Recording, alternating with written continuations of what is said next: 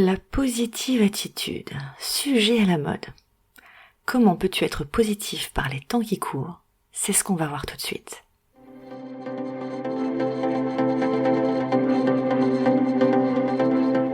Tu souhaites reprendre goût aux choses positives? Tu as envie de bien vivre avec tes émotions et de partager un moment plein d'énergie? Tu es à la bonne place.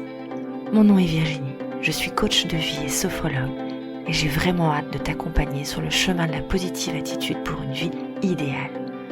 Avec des astuces concrètes, naturelles, des relaxations, des partages et même des invités. Bref, un moment pour partager de la joie dans ton quotidien.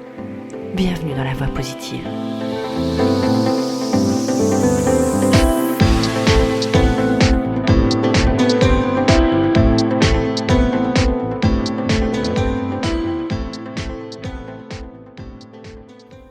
Bonjour cher auditeur, je suis particulièrement heureuse d'être là avec toi aujourd'hui.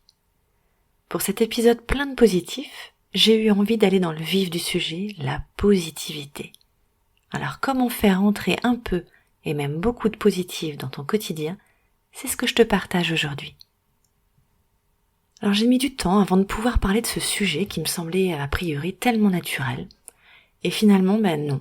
En regardant autour de moi, dans mon environnement professionnel, mais personnel également, j'ai bien senti que la positivité, c'était pas si évident que ça. Alors tu me diras aussi, être positif, c'est peut-être la même chose que d'être optimiste. Pas tout à fait à mon sens. La positivité, pour moi, c'est un tout petit peu différent. La définition exacte du Larousse, c'est caractère de ce qui est positif, constructif. Je te donne un exemple. Ne pas changer le monde, mais être capable d'en voir la positivité. Il y a pour moi une vraie notion plus concrète à la différence de l'optimisme, qui a ce trait parfois de peut-être nier les obstacles et d'être déconnecté un peu de la réalité. L'optimisme, ça me semble être plus lié à l'espoir. C'est très intéressant, mais un peu déconnecté. Pour moi, la positive attitude, c'est ce que chantait d'ailleurs Laurie dans les années 2000, c'est un peu comme un remède qui permet de surmonter des situations. C'est surtout d'être constructif, c'est vraiment ce mot qui m'intéresse. Être constructif dans un moment donné avec un environnement qui se présente à soi et dont on n'est pas responsable. C'est véritablement être conscient des barrières qui t'entourent et surtout de s'y adapter pour aller de l'avant. Il y a vraiment une notion de réalité, de concret. C'est aussi accepter des moments peut-être plus vulnérables pour pouvoir rebondir plus rapidement. Alors à la maison, parfois, mes enfants soufflent parce que je suis toujours en train de chercher le positif dans toute situation. Alors c'est surtout aussi pour les éveiller, mais c'est possible que ça puisse être fatigant pour certains, surtout quand ils sont pas forcément dans cette énergie-là. Et en même temps, être au contact du positif, ça permet vraiment de revenir à cette sensation agréable de paix, à avoir une autre vision des choses. Je te donne un exemple tout simple. Le ciel est chargé tout gris, c'est un temps tout moche, tout ce que j'aime pas lumineux. Et puis en même temps, ça peut te donner tout de suite un état de fatigue, de tristesse. Si tu regardes sous un autre angle, en fait l'eau, il en faut pour la nature. C'est nécessaire, c'est vital. Ça lui permet aussi de se reposer un petit peu. Bon, ok, il faut pas que ça dure trop longtemps, ça je suis d'accord. Mais toujours est-il que aujourd'hui j'aime bien dire que finalement derrière les nuages gris, il y a toujours un ciel bleu, quoi qu'il arrive. Je sais qu'à un moment donné les nuages vont passer et que derrière ces nuages-là, il y a le ciel. Alors si t'en doutes, tu prends l'avion, tu vas au-dessus des nuages et tu verras que au-dessus des nuages gris, tu as le ciel bleu. Quoi qu'il arrive, le ciel bleu est toujours là. C'est une façon de voir. C'est une façon de penser et de s'imaginer que les choses sont toujours en ciel bleu, quoi qu'il arrive, même si on a des nuages gris sur notre passage. C'est une certaine forme de responsabilité aussi. On peut choisir d'être positif ou non. Alors, les personnes positives, elles cherchent des solutions dans un environnement imposé. Cet environnement, elles n'en sont pas forcément responsables, on a bien compris ça. Mais elles s'efforcent à y percevoir le bon côté des choses. Et c'est grâce à ça qu'elles peuvent ressentir une certaine sérénité, qu'elles ont tendance à moins s'inquiéter, à être moins anxieuses. Si tu as tendance à être particulièrement inquiet ou anxieux, c'est ok, il n'y a aucun souci. Simplement d'essayer de revenir à quelque chose de plus libérateur, de plus serein, de plus apaisé. Être positif, c'est donc une manière d'aborder les choses. C'est aussi une manière de les ressentir. Je ne sais pas si tu sais, mais en tout cas, ton cerveau et ton ego ont quand même une fâcheuse tendance à mettre en évidence le négatif. C'est bien plus facile pour lui, même si c'est particulièrement néfaste. En fait, il est conçu pour voir le danger. Donc il fait son travail. Ton cerveau, lui, il est en état de méfiance constant. Il est en mode survie. C'est pour ça que la moindre situation, on y voit d'abord le danger, d'abord ce qui ne pourrait ne pas aller, pour ensuite aller voir ce qui va bien. Mais à force de côtoyer toujours cet état de méfiance, on n'arrive plus à aller voir le côté positif une fois que c'est redescendu. Alors mettre du positif, surtout dans les temps qui courent, c'est pas toujours évident, je le comprends bien. Mais ça me fait penser à un truc, tiens. Je regardais des posts, comme beaucoup font, puis vous savez, c'est des posts qui se mettent sur le fil d'actualité sans qu'on te demande pourquoi, et tu te demandes d'ailleurs pourquoi c'en est là.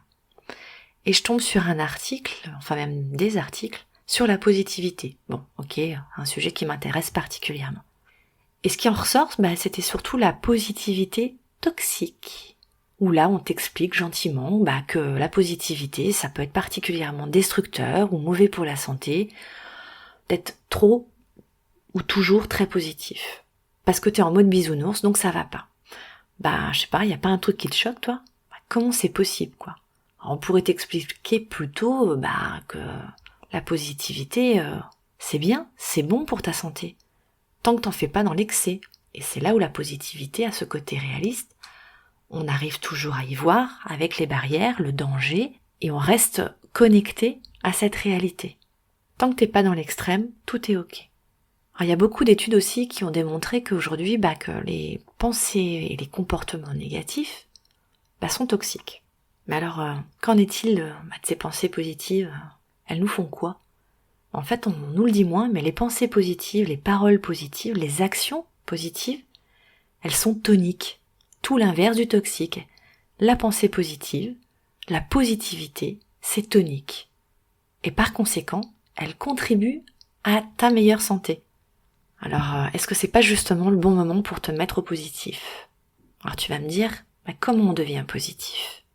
Une personne positive, elle a la faculté et la vision, la façon de voir les choses devant des difficultés qui lui permettent de les surmonter. Alors évidemment, ça se fait pas comme ça en un claquement de doigts. Mais par conséquent, on peut dire que du coup, la positivité, c'est à la fois un état de bonheur et d'enthousiasme, dans lequel une personne se trouve en voyant donc la vie du bon côté des choses.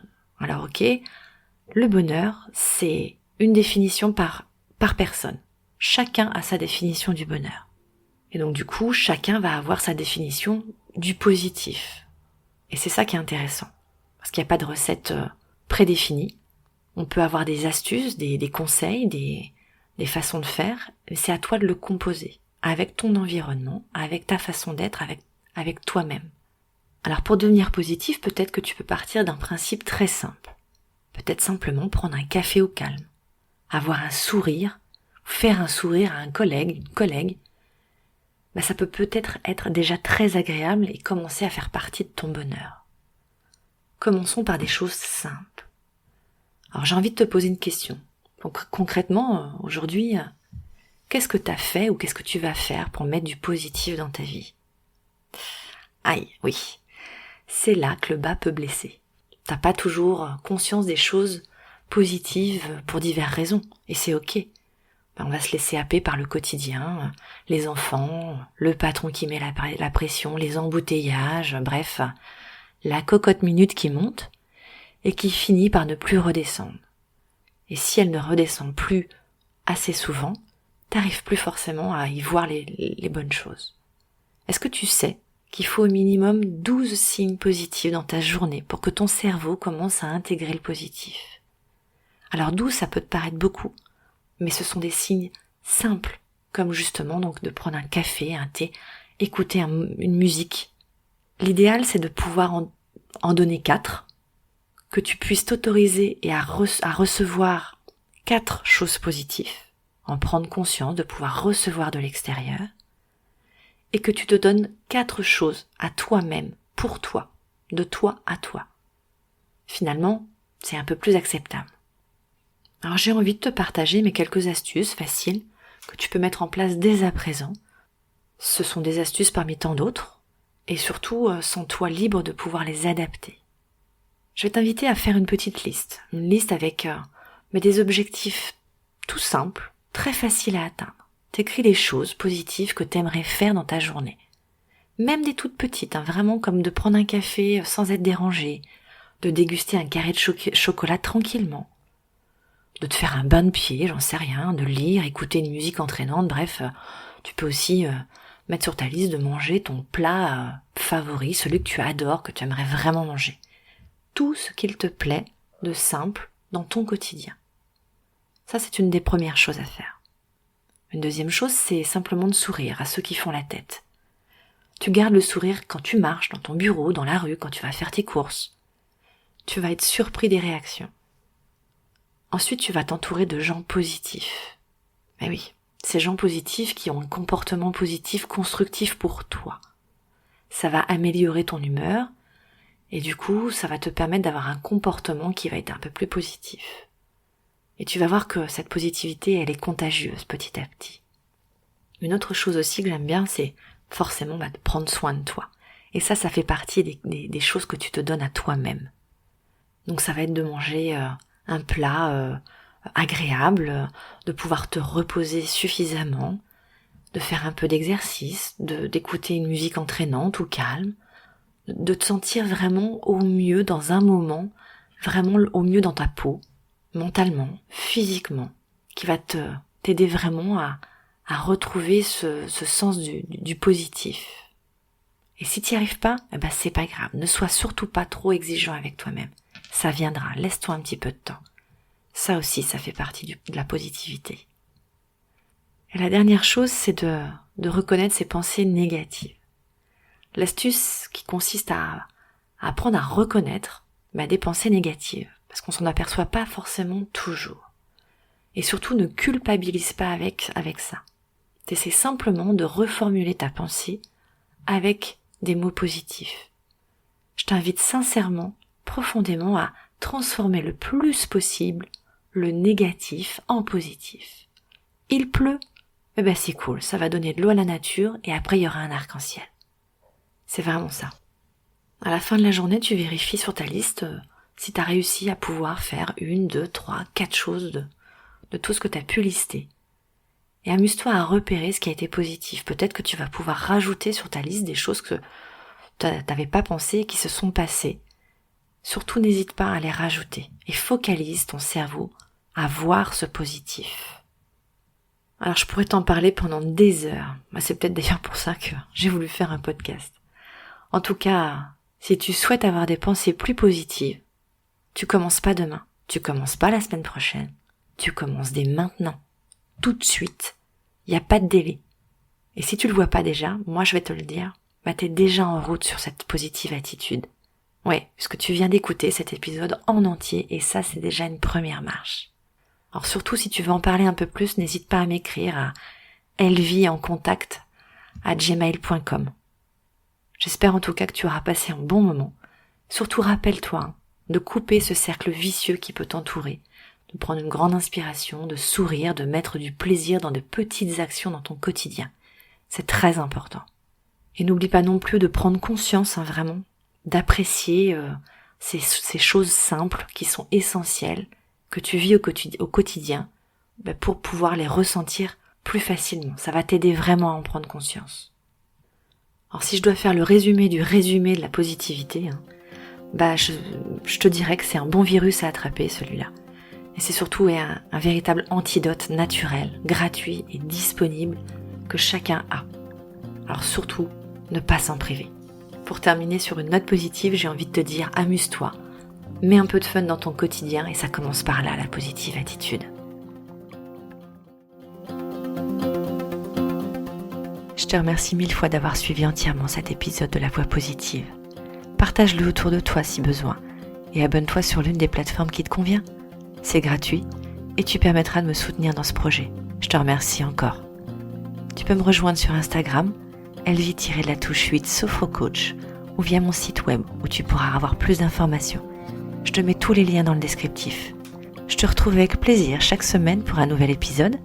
En attendant, prends soin de toi et profite de chaque moment.